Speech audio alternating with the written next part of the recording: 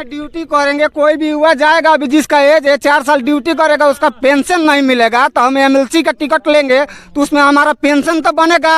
एमएलसीया में पेंशन मिलेगा लेकिन सेना में पेंशन नहीं। हम लोग के ही पेंशन से लगता है कि देश चलेगा। अब हम लोग को बहुत लग रहा था कि करोड़ों रुपए पेंशन में मिल जाता होगा, लेकिन क्या हम लोग को केवल जीवन यापन के लिए थोड़े से पैसे मिलते थे, वो भी हम लोग अपने देश क्या करें। अब हम लोग सब बर्बाद हो गए हैं।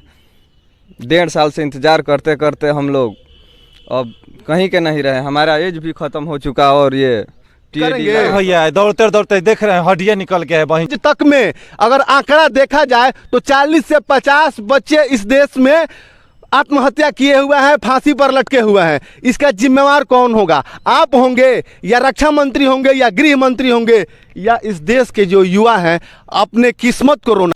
इस देश में अग्निपथ स्किल योजना का शुभारंभ परसों इस देश के गृह मंत्री माननीय राजनाथ सिंह ने जारी कर दिया। और जब ये अग्निपथ स्किल जैसे ही इस देश में इस युवाओं पर थोपा गया, इस देश के युवा काफ़ी नाराज हो गए और देश के अलग अलग जगहों पर आगजनी किया जा रहा है, ट्रेन के चक्का जाम किया जा रहा है, हर जगह सड़क जाम किया जा रहा है। यहाँ तक कि उग्र प्रदर्शन भी इन बच्चों के द्वारा किया जा रहा है। और अभी हम जिस समय ग्राउंड पर आए, ये ग्राउंड बच्चों से पूरा खचाखच भरा रहता था। इस देश के युवाओं से ये ग्राउंड भरा रहता था और यहाँ पर कम से कम 100 से 150 एक बैच बना करके लड़के दौड़ा करते थे। लेकिन जब से ये स्किल लागू हुआ है, ये बच्चे काफ़ी मायूस पड़े हैं। कोई इधर सोया हुआ है, कोई उधर सोया हुआ है। हर जगह बच्चे इकट्ठा होकर के कहीं ना कहीं अपने किस्मत को रोना रो रहे हैं। इस देश में नेताओं पर कोई स्किल लागू नहीं होता है कि क्या आपके लिए भी कोई प्रतियोगी परीक्षा होनी चाहिए या नहीं होनी चाहिए। क्या आपके बच्चे 4 साल के लिए डिफेंस में जाने चाहिए या नहीं जाने चाहिए। लेकिन इस देश के युवाओं को जरूर डिफेंस में भेजा जाता है कि जाएं और देश की रक्षा करें और सेना में शहीद हो जाएं। इन बच्चों के हम चेहरों को देख करके हमें ऐसा लग रहा है ना कि ये बच्चे बहुत जल्द सुसाइड कर लेंगे। और कल से आज तक में अगर आंकड़ा देखा जाए तो 40 से 50 बच्चे इस देश में आत्महत्या किए हुए हैं, फांसी पर लटके हुए हैं। इसका जिम्मेवार कौन होगा? आप होंगे या रक्षा मंत्री होंगे या गृह मंत्री होंगे या इस देश के जो युवा हैं अपने किस्मत को रोना रोएंगे। ये बताइए कि तुगलकी फरमान जारी किया गया है, क्या ये तुगलकी फरमान में आप चाहते हैं कि 4 साल में हम डिफेंस में नौकरी करें या नहीं करें? नहीं, ये युवाओं के साथ एकदम खिलवाड़ हो रहा है, मजाक हो रहा है हम लोगों के साथ। युवाओं के साथ मजाक हो रहा है, लेकिन आप लोगों के साथ मजाक करने वाला कौन है? आप 5 साल के लिए सांसद बनते हैं, विधायक बनते हैं और उसके बाद आराम से पेंशन योजना का लाभ लेकर के और एसी गाड़ियों में घूमते हैं। आपके बच्चे फर्स्ट क्लास की एसी गाड़ियों में घूमते हैं, एसी रूम में रहते हैं और अपना जीवन आराम से व्यतीत करते हैं। लेकिन ये किसान के बच्चे हैं, ये किसान के बच्चे हैं, ये खेत में मेहनत करना जानते हैं, ये मजदूरी करना जानते हैं और इस ग्राउंड में 4 मिनट में 1600 मीटर दौड़ना जानते हैं। दौड़ते दौड़ते इनके कलेजा खोखला हो जाता है। लेकिन कोई भी इन बच्चों के लिए, इन बच्चों के भविष्य के लिए आवाज़ उठाने वाला नहीं है। अभी देखिए 3-4 बच्चे ऐसे हैं जो यहाँ पर ऐसा लग रहा है मानो बैठ करके ये रो रहे हैं। ये बच्चे इसी ग्राउंड में पसीना बहाते हैं, इसी ग्राउंड में दौड़ करके आर्मी की रैली निकाले हुए हैं और 2 साल से अपने रिटर्न होने का इंतजार कर रहे हैं। लेकिन अभी तक इन लोगों का रिटर्न नहीं हुआ और तुगलकी फरमान के तहत इन लोगों का भर्ती प्रक्रिया भी अब कैंसिल करने पर आप तुले हुए हैं। क्या लगता है आप लोगों का रिटर्न क्यों नहीं हो रहा है? पता ना क्यों नहीं हो रहा है कि कोविड-19 के चलते ये रोक दिया है। कोविड-19 के चलते रोक दिया गया है। जो ये अग्निपथ स्किल लगाया गया है, सुनने में आ रहा है कि इस स्किल के तहत आप लोगों का भर्ती कैंसिल किया जा रहा है। हाँ, किया जा रहा है ना। हाँ। ये देखिए एगो बच्चा है, इस देश का युवा है, मुंह ढक करके सोया हुआ है। हम यहाँ चिल्ला रहे हैं लेकिन इस युवा पर कोई भी असर नहीं पड़ रहा है कि यहाँ कौन क्या कर रहा है, चिल्ला रहा है नहीं चिल्ला रहा है। चुपचाप ऐसे सोया हुआ है जैसे मानो शमशान में मुर्दा सोया हुआ है। लेकिन इसको सुलाने में सबसे ज़्यादा योगदान आपका है, देश के प्रधानमंत्री मोदी जी। काहे मायूस बैठे हैं? क्या करें, अब हम लोग सब बर्बाद हो गए हैं। 1.5 साल से इंतज़ार करते करते हम लोग अब कहीं के नहीं रहे। हमारा एज भी ख़त्म हो चुका और ये टीएडी लगाकर सब कुछ बर्बाद कर दिए। टीओडी लगा करके सब कुछ बर्बाद कर दिए, सब कुछ बर्बाद कर दिए, सारा बर्बाद कर दिया। आपका भविष्य एकदम चौपट हो गया है। एज भी खत्म हो गया, ख़त्म भी हो गया और जो रैली निकाले थे वो कैंसिल भी हो रहा है। सुनने में आ रहा है ऐसा कि वो कैंसिल भी हो रहा हाँ, है। 30 तारीख तक उसका डेट दिया गया है कि कैंसिल होने के लिए। 30 तारीख तक उसका डेट है कैंसिल होने हाँ, के लिए। 30 तारीख। अगर रैली कैंसिल हो जाता है तो आप क्या करेंगे? अब क्या करेंगे, अब वही तो सोच रहे हैं कि दर दर के ठोकर खाएंगे, कहीं के नहीं रहे। दर दर की ठोकरें खाएंगे एकदम। उसके बाद क्या करेंगे? अब वही ना सोचा जाएगा क्या होगा। अब आप भविष्य में कैसे क्या करा जाए। एज भी खत्म हो गया, बड़ी मेहनत से खून पसीना बहा करके आपने उस रैली को निकाला था और वो भी रैली कैंसिल होने के कगार पर है। वो कैंसिल होने का कगार 30 तारीख तक डेट दिया गया है। ए मोदी चाचा, ये लड़कवा को जो आपने बेजान किया है ना, सबसे ज्यादा योगदान आपका है, सबसे ज्यादा योगदान आपका है और सबसे बड़ा दोषी आप हैं।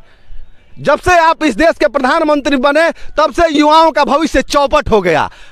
बस ये बच्चे चुपचाप मायूसी भरी जिंदगी जी रहे हैं और गुमनामी की मौत मारे जाएंगे। ये सारे बच्चे ये गुमनामी के मौत मारे जाएंगे। जानते हैं क्यों? क्योंकि कल से और आज तक में इस देश में लगभग 40 से 50 युवा फांसी लगा लिए हैं। लेकिन हम इन युवाओं को ये नहीं कहेंगे कि आप भी फांसी लगा लीजिए।